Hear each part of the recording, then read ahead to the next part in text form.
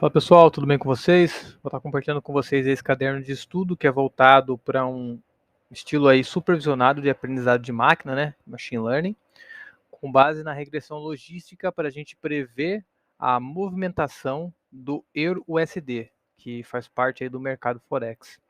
Então aqui vai ter umas breves introduções, acredito que quem tiver interesse aí vai dar uma lida, né? Já pulando para a parte prática, o primeiro passo que a gente tem quando a gente começa a fazer uma análise dessa é a gente ter um banco de dados para a gente trabalhar. Então, aqui, executando essa célula, a gente já vai conseguir importar esse banco de dados, porque eu já baixei ele previamente nesse site aqui. Então, caso você queira baixar, você pode clicar nesse link aqui e baixar ele no período que você escolher.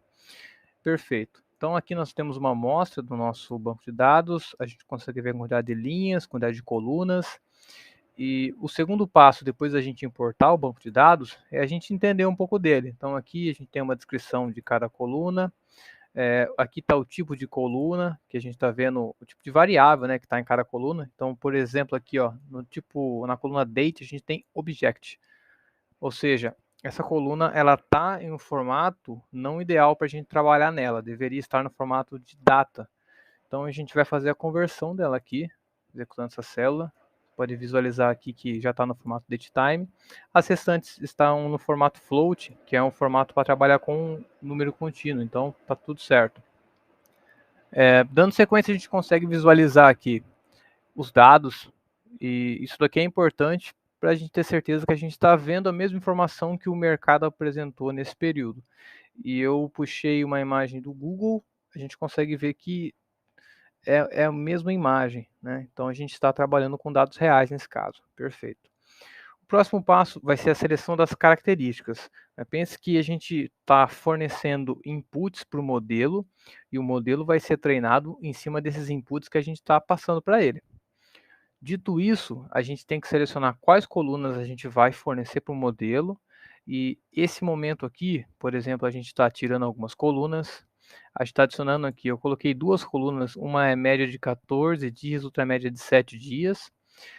Nessa próxima célula aqui, a gente vai estar analisando o banco de dados e vai estar falando para ele assim, ó, se em relação ao dia anterior você subiu o valor do fechamento do dia, o movimento que você teve foi 1.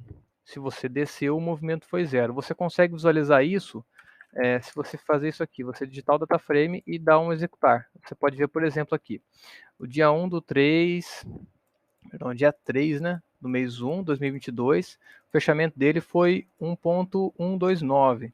E depois aqui, ó, no dia seguinte, ele teve esse fechamento. O movimento dele foi 0, porque ele está reconhecendo o formato binário, onde 1 quer dizer que subiu e 0 quer dizer que desceu. Então ele teve um movimento de queda, de descida, por isso que ele está com 0 aqui. A primeira linha vai ficar vazia mesmo porque ele não tem como comparar com o dia anterior, já que nós não temos o dia anterior nesse banco de dados. Perfeito?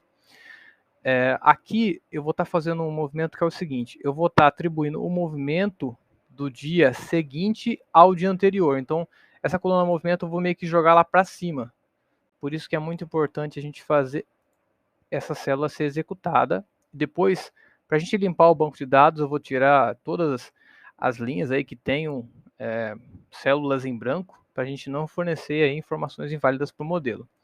Feito isso, a gente vai ficar com o seguinte banco de dados, que vai ser mostrado aqui após executar essa célula. Ele travou aqui, vamos tentar executar de novo.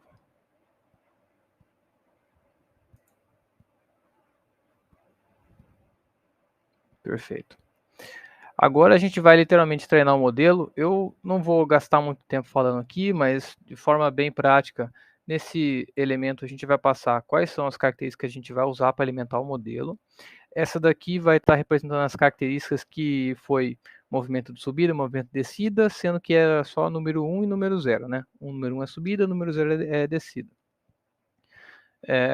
O que mais? Ele vai estar dividindo aqui em relação a dados de treino e teste, sendo que eu estou separando aqui 5,5% para ele testar.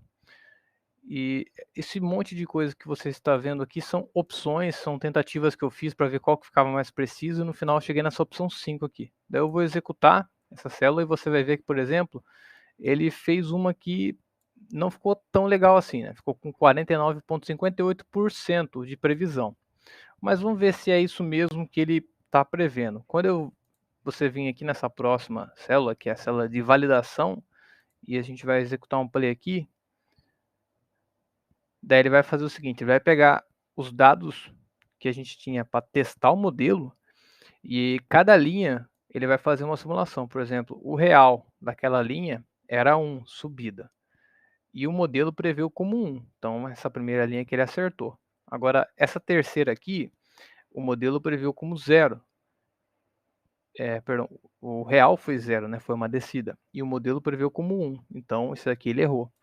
No final das contas, ele acertou 10 e errou 5. Teve uma assertividade de 66,67%. Então, o nosso modelo, no conjunto de treino, ele não foi tão bom assim, né? Ele ficou um pouquinho abaixo aí dos 50%, mas no conjunto de teste, ele até que foi bem, né? Mais aí de 60% de assertividade. Se você quiser fazer um teste, você pode, por exemplo, vir aqui e aumentar esse número do conjunto de teste. Então, vou colocar aqui 10%, por exemplo, e vamos executar de novo aqui esse passo da validação para ver qual que é o percentual que ele vai dar para a gente. Aqui, ó, 61,54%. Abaixo, né? Mas ainda assim não está tão ruim assim. Pessoal, é isso, de forma prática, como que um algoritmo vai mostrar para nós essa medida de assertividade, como que ele vai trabalhar, ser o intuito de eu publicar esse estudo. Espero que vocês tenham gostado aí e uma ótima semana a todos.